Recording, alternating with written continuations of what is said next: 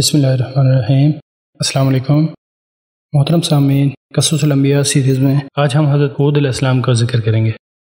حضرت ہود علیہ السلام کا سلسلہ سب کچھ یوں ہے: ہود بن شالخ بن ارخشت بن سام بن نوح علیہ السلام، اور یوں بھی بیان کیا جاتا ہے ہود بن عبداللہ بن رباح الجارو بن عاد بن اوس بن ارم بن سام بن نوح علیہ السلام۔ حضرت ہود علیہ السلام عاد بن اوس بن سام بن نوح کے قبیلے سے تعلق رکھتے تھے۔ یہ عرب لوگ تھے، احقاف میں آباد تھے۔ احقاف ریت کے پہاڑوں کو کہتے ہیں۔ یہ علاقہ یمن میں عمان اور حضر موت کے درمیان واقع ہے۔ یہ ساحل سمندر کے قریب علاقے میں آباد تھے۔ ان کی وادی کا نام مغیث تھا۔ وہ بڑے بڑے ستونوں والے خیموں میں رہتے تھے۔ جیسا کہ اللہ سبحانہ و تعالیٰ کا ارشاد ہے سورہ فجر کی آیت نمبر 6 تا 8 میں، کیا تم نے نہیں دیکھا کہ تمہارے پروردگار نے عاد کے ساتھ کیا سلوک کیا، اس اونچے ستونوں والی قوم ارم کے ساتھ، جس کے برابر دنیا کے ملکوں میں کوئی اور قوم پیدا نہیں کی گئی تھی۔ ان جیسے قد آور دنیا میں پیدا نہیں کیے گئے تھے۔ یہ بہت طاقتور، بہت قوی قوم تھی۔ کہتے ہیں کہ عربی زبان میں سب سے پہلے کلام کرنے والے حضرت ہود علیہ السلام تھے، اور کچھ لوگ حضرت نوح علیہ السلام کے بارے میں کہتے ہیں کہ انہوں نے عربی زبان میں سب سے پہلے کلام کیا۔ طوفان نوح کے بعد عاد اولا ہی سب سے پہلے بتوں کی بات کرنے والے لوگ تھے، اور ان کے 3 بڑے بت تھے: صدا، سمودا اور ہرا۔ تو اللہ تعالیٰ نے ان کے بھائی ہود کو نبی بنا کر ان کی طرف مبعوث کیا۔ بس انہوں نے ان کو اللہ وحدہ لا شریک کی طرف بلایا، جیسا کہ سورہ اعراف کی آیت نمبر 65 تا 72 میں بیان ہوا ہے۔ اور قوم عاد کی طرف ہم نے ان کے بھائی ہود کو بھیجا۔ انہوں نے کہا، اے میری قوم، اللہ کی عبادت کرو، اس کے سوا تمہارا کوئی معبود نہیں۔ کیا پھر بھی تم اللہ سے نہیں ڈرو گے؟ ان کی قوم کے سردار، جنہوں نے کفر اپنا رکھا تھا، کہنے لگے، ہم تو یقینی طور پر دیکھ رہے ہیں کہ تم بے وقوفی میں مبتلا ہو، اور بے شک ہمارا گمان یہ ہے کہ تم ایک جھوٹے آدمی ہو۔ ہود نے کہا، اے میری قوم، مجھے کوئی بے وقوفی لاحق نہیں ہوئی، بلکہ میں رب العالمین کی طرف سے بھیجا ہوا پیغمبر ہوں۔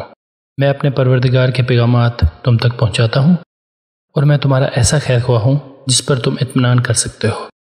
بھلا کیا تمہیں اس بات پر تعجب ہے کہ تمہارے رب کی نصیحت ایک ایسے آدمی کے ذریعے تم تک پہنچی ہے جو خود تمہیں میں سے ہے، تاکہ وہ تمہیں خبردار کرے؟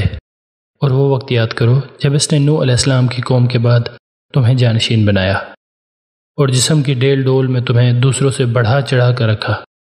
لہٰذا اللہ سبحانہ وتعالیٰ کی نعمتوں پر دھیان دو تاکہ تمہیں فلاح نصیب ہو۔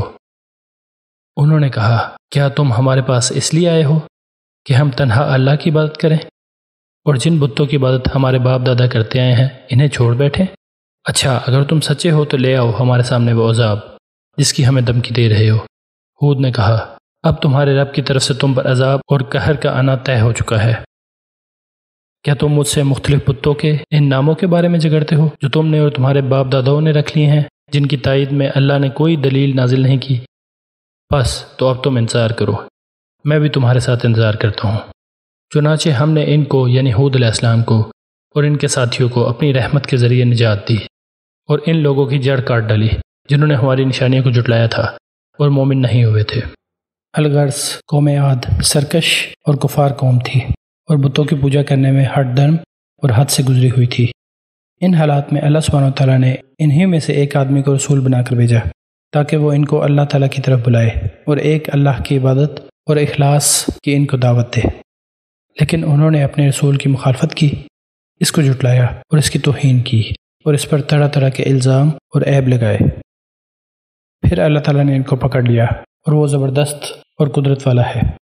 جب ہود علیہ السلام نے اپنی قوم کو ایک اللہ کی عبادت کرنے کا حکم دیا، اور اس کی نافرمانی اور اس سے معافی مانگنے کی طرف رغبت دلائی، اور ان کاموں پر دنیا اور آخرت کی بھلائیوں کا وعدہ کیا، اور مخالفت کرنے پر دنیا اور آخرت کی سزا سے ڈرایا، قوم کے سرداروں نے کہا، ہم تو تجھے کم عقل سمجھتے ہیں۔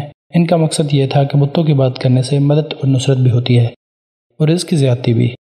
اس کے مقابلے میں تیری دعوت کم عقلی اور بے وقوفی ہے، اور تو اس بات میں جھوٹا ہے کہ اللہ تعالیٰ نے تجھے رسول بنا کر بھیجا۔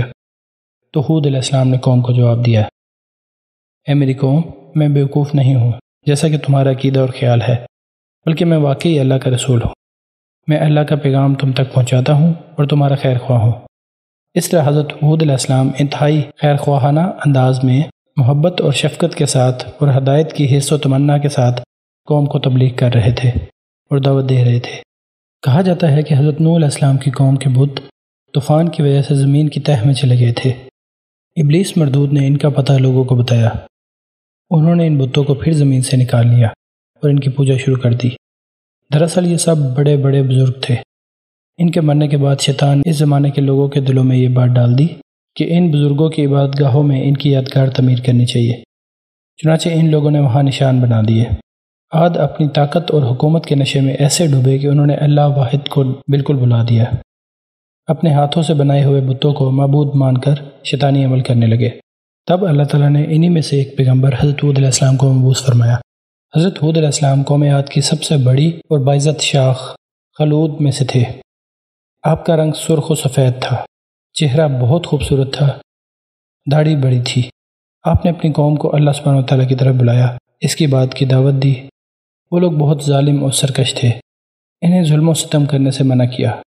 قوم عاد نے آپ کی ایک نہ سنی، الٹا انہیں سختی سے جھٹلا دیا اور غرور و تکبر میں کہنے لگے، آج دنیا میں ہم سے زیادہ طاقتور اور شان و شوکت کا مالک کون ہے؟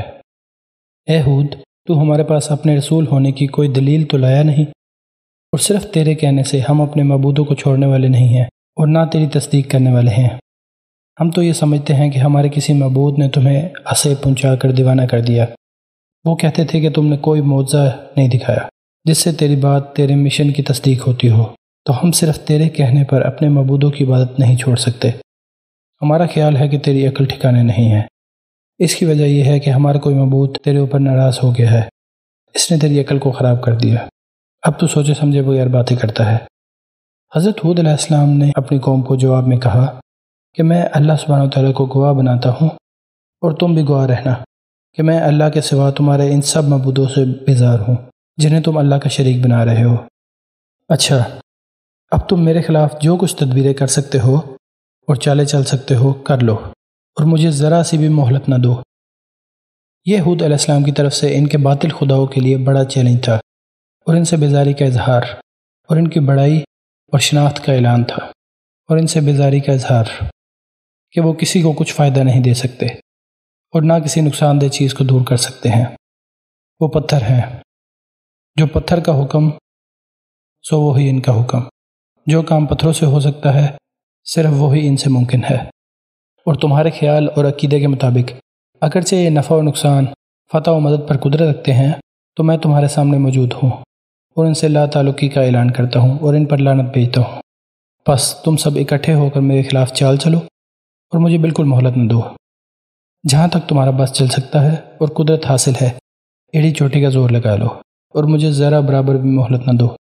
مجھے تمہاری کوئی پرواہ نہیں، مجھے تمہاری طاقت کی کوئی فکر نہیں ہے، نہ ہی میں تمہاری طرف دیکھتا ہوں۔ میں نے اللہ سبحانہ و تعالیٰ پر بھروسہ اور اعتماد کیا ہے، اور وہ میرا رب ہے اور تمہارا بھی رب ہے۔ مجھے اللہ پر یقین ہے اور اس کی تائید حاصل ہے۔ اس کی ذات پر میرا اعتماد ہے، میں اس پر بھروسہ کرنے والا ہوں، اس کی طرف آس لگانے والا ہوں۔ اس کے سوا مجھے مخلوق کے نفع و نقصان کی کوئی پرواہ نہیں، اسی پر توکل کرتا ہوں اور اسی کی عبادت کرتا ہوں۔ اور یہ اکیلی بات ہی ایک قطعی اور مضبوط دلیل ہے کہ ہود علیہ السلام اس کے بندے اور رسول ہیں، اور ان کی قوم گمراہ اور جاہل تھی، وہ بتوں کی بات میں لگی ہوئی تھی۔ پھر بھی وہ حضرت ہود علیہ السلام کا کچھ نہیں بگاڑ سکے اور نہ ان کا کوئی نقصان کر پائے۔ اس سے ہود علیہ السلام کی سچائی اور ان کی قوم کے خیالات اور نظریات کا غلط ہونا ثابت ہوتا ہے۔